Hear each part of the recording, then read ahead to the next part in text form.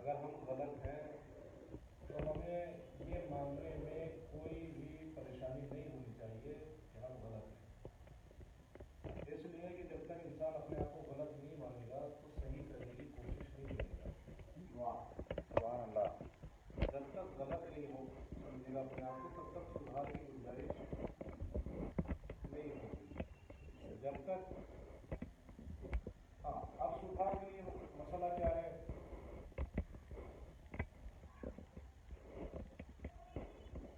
غلطیوں کا کے لیے صرف معافی مانگ لینا کافی نہیں ہے، غلطیوں کے لیے صرف توبہ کر لینا کافی نہیں ہے، غلطیوں کے لیے صرف پشیمان ہونا کافی نہیں ہے۔ آپ کی توبہ، آپ کی پشیمانی، آپ کی یہ غلطیوں کا اعتراف، یہ ساری چیزیں تبھی کامیاب ہیں کہ جب آپ کی جو غلطی ہے اس سے جو نقصان ہوا ہے آپ اس نقصان کو دور کر دیں، تب تو کامیابی ہے۔ واہ سبحان اللہ۔ مثلاً آپ کی گاڑی کھڑی تھی اور میں نے جو ہے میرے بچے نے اس کا جو گلاس ہے وہ توڑ دیا،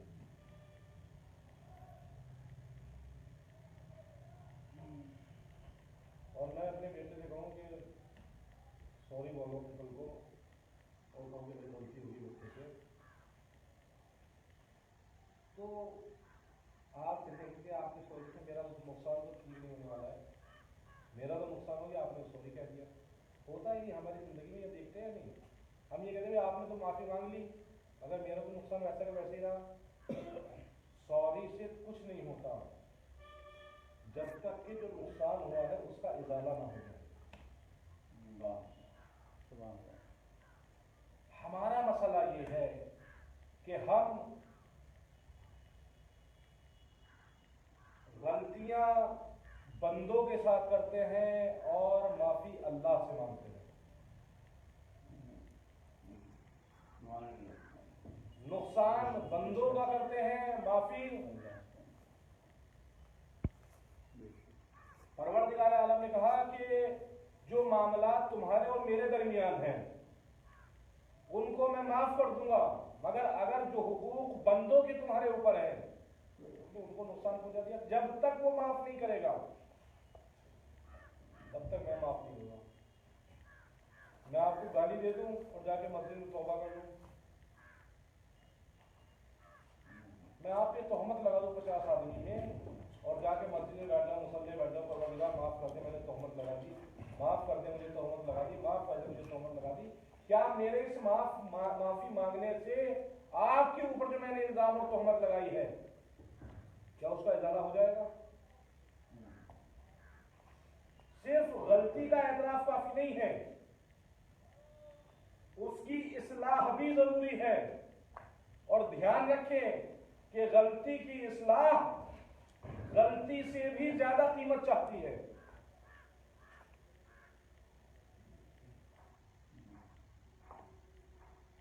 سدھار کی گنجائش تبھی ہوگی جب انسان پہلا مرحلہ ہے کہ اپنی غلطی مان لے کہ میں غلط ہوں، دوسرا یہ کہ اعتراف کرے، تیسرا یہ کہ اس کو سدھارے، جو غلطی کی ہے اس کو سدھارنے کی کوشش کرے۔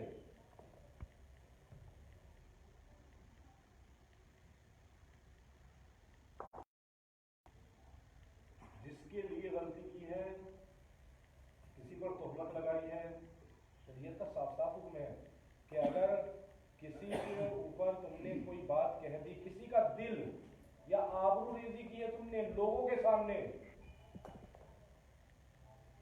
تو تم پر واجب ہے کہ لوگوں کے سامنے ہی معافی مانگو۔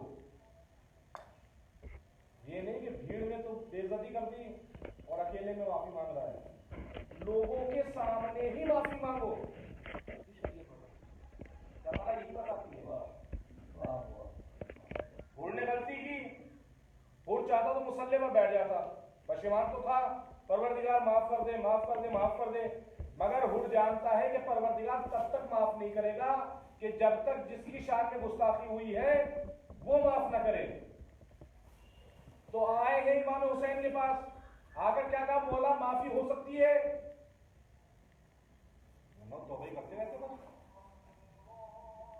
اور جانتا ہے کہ جب تک امام حسین معافی جن کی شان میں گستاخی ہوئی ہے وہ یاد ہے ایک چیز اور وسعت قلب.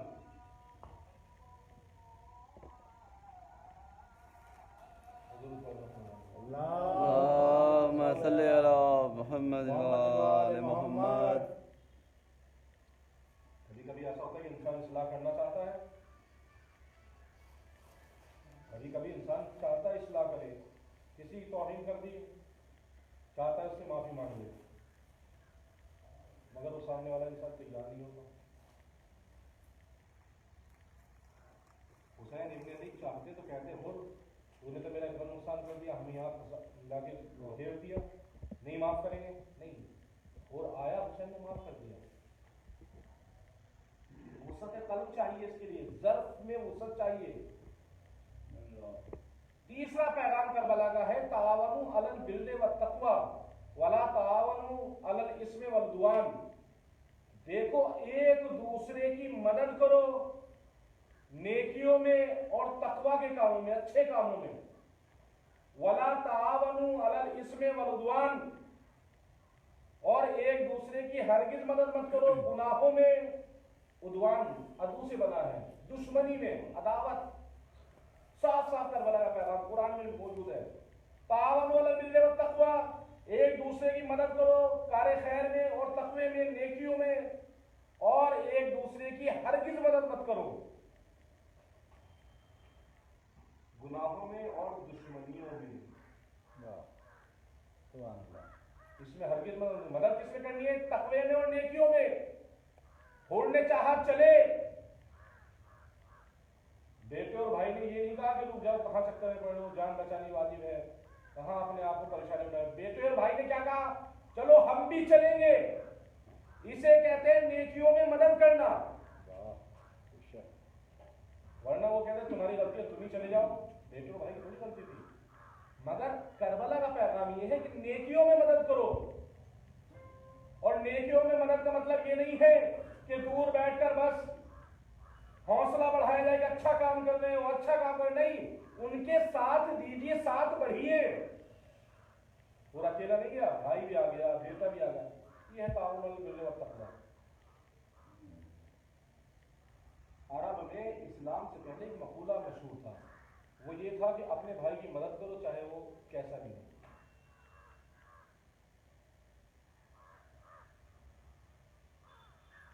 رسول اسلام نے بھی فرمایا کہ اپنے بھائی کی مدد کرو بھلے ہی وہ گناہگار ہو، بھلے ہی وہ کافر ہو. لوگوں نے کہا یا رسول اللہ کیا مطلب اگر وہ جرم کر رہا ہے تب بھی اس کی مدد کریں، گناہ کر رہا ہے تب بھی اس کی مدد کریں؟ رسول اسلام نے کہا ہاں بالکل مدد کرو، بالکل اس کی مدد کرو. کہا یا رسول اللہ گناہ گار کی، گناہ جو کر رہا ہے اس کی کیسے مدد کریں؟ اور اس کی مدد یہ نہیں کہ اس کو گناہ چھوڑنے میں مدد کرو. مدد یہ نہیں ہے کہ کوئی مرڈر کرنے جا رہا ہے تو آپ جس کا مرڈر کر رہے ہیں اپنے تمہارا بھائی جس کی مرڈر کر رہا ہے اس کا ہاتھ پکڑ لو. نہیں، اپنے بھائی کا ہاتھ پکڑو، یہ مدد ہے. گناہوں سے روکو، یہ مدد ہے. جب بھی مدد کرو تقوی کے لیے، خیر کے لیے. اگر کوئی نیک کام کر رہا ہے آپ اس کے ساتھ کھڑے ہو جائیے. قرآن کا حکم ہے، کربلا کا پیغام ہے. ولا تعاونوا علی الاثم والعدوان. اگر کوئی گناہ کر رہا ہے تو اس کی مدد نہ کریں، ہرگز مدد. اور اسم کے بعد عدوان کا لفظ آیا ہے، اس پر خاص طور پر غور کرنے کی ضرورت ہے. عداوت میں مدد نہ کیجیے کسی کی بھی، کسی کی بھی عداوت میں مدد نہ کیجیے. معلوم ہوا اگر دو لوگوں کے بیچ میں دشمنیاں ختم ہونے والی ہیں، ہم دشمنیوں کو ہوا دے دیں. اگر معاملات کی اصلاح ہونے والی ہے کہیں ہم اس میں اور آپ کو ہوا دکھا دیں. قرآن نے صاف منع کیا. کربلا کا پیغام یہ ہے تعاونوا علی البر والتقوی. ادھر ہر کب چلا، ادھر بھائی نے اور بیٹے نے مدد کی. ادھر امام حسین بڑھے تو جناب عباس نے یہ نہیں کہا کہ اس نے تو ہمارا یہ کیا تھا آپ اس کو کیوں استقبال کر رہے ہیں. علی اکبر نے یہ نہیں کہا کہ بابا انہوں نے تو آپ کی ایسے بے عزتی کی تھی، آپ کے لجام فرض پہ ہاتھ ڈالا تھا. हम उस दिन को नहीं भूल सकते, हम माफ नहीं करेंगे। तावनु, करबला का पैगाम, मदद, एक दूसरे की मदद। जो नेक काम हो रहा हो उसमें आप लोग आगे बढ़िए, एक दूसरे का साथ दीजिए।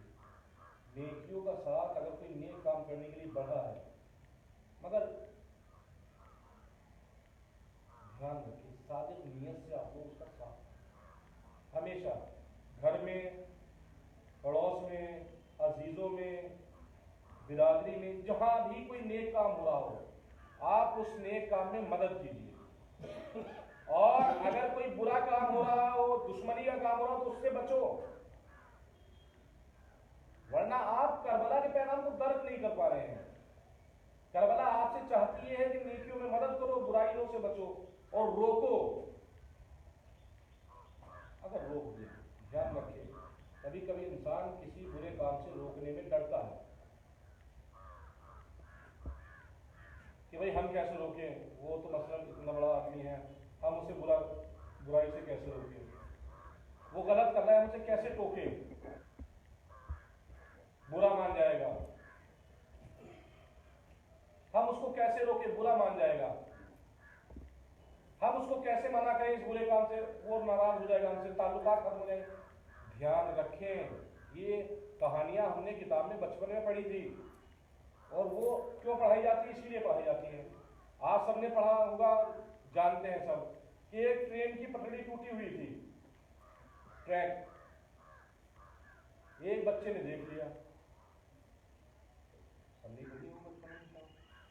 तो उसने क्या किया कि एक लाल कपड़ा एक लकड़ी में बांधा, छड़ी में बांधा, और वो लेकर दौड़ने लगा।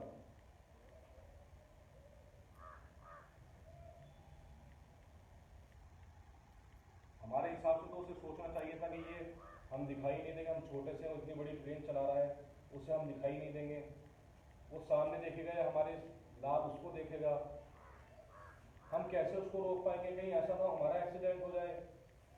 सारी चीजें सोचेगा नहीं आदमी। अगर वो बच्चा भी ये सोचता तो क्या वो ट्रेन रुक पाती? बच्चे का काम था कि उसको रेड फ्लैग दिखा दे कि आगे खतरा है, उसकी जिम्मेदारी इतनी थी बस। अगर किसी को कोई गलत काम करता हुआ देखे तो आप टोक दीजिए, आप वो रेड फ्लैग बियरर बनिए। रुकना ना रुकना उसकी मर्जी है, अगर रुक गया तो बच जाएगा, ना रुका तो डूब जाएगा, आपकी जिम्मेदारी खत्म है। मतलब ये सोच के ना रुकी कि मेरे कहने का असर नहीं होगा, मैं कह दूंगा तो कहीं ऐसा ना हो मेरा ही मामला खराब है। आप अपनी जिम्मेदारी पूरी कीजिए बस। वला तावनु अलल इस्मि वल उद्वान, और एक दूसरे की मदद मत करो बुराई में और दुश्मनियों में। करबला ये चाहिए कि आप हमेशा उस लाल झंडे को उठाए रखें कि जो बताता है कि गलत से रुक जाओ। हुसैन इब्न अली का पैगाम ये है, करबला का पैगाम है। इसीलिए हुसैन इब्न अली के गुंबद पर हमेशा लाल परचम होता है। ये रेड फ्लैग बता रहा है कि देखो अगर गलत रास्ते पर निकल गए तो इस परचम को देख लो, रुक जाओ, मदद को देख लो, जिस तरह मुमकिन हो ऐसे मदद करो। जनाब अब्दुल्ला मरीज थे, करबला नहीं कर सकते।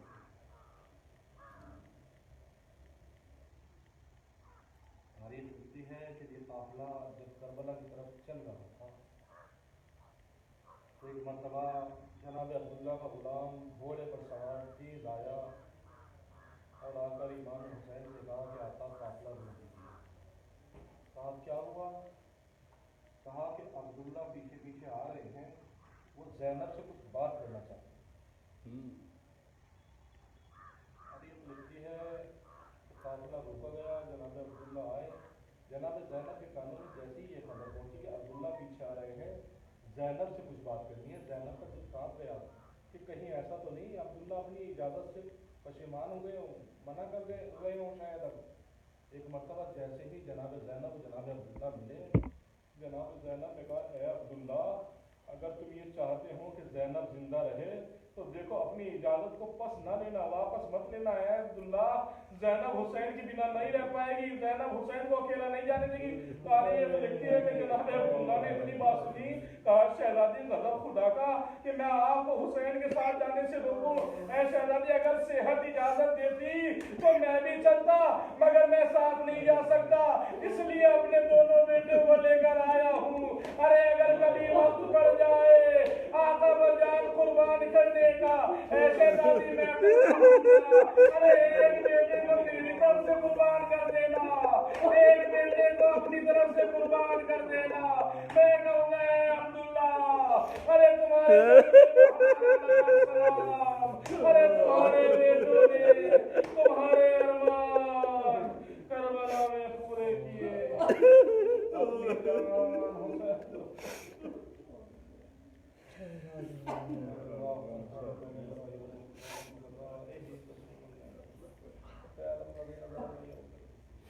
अपनी जान मोहम्मद वाले मोहम्मद का वास्ता हमारी मुख्तसर जो बीमार है शिफा कामिल वाले मेरे मामूल हम सबको मोदी मरज से अपनी पनाह में बीमार में शिफा अता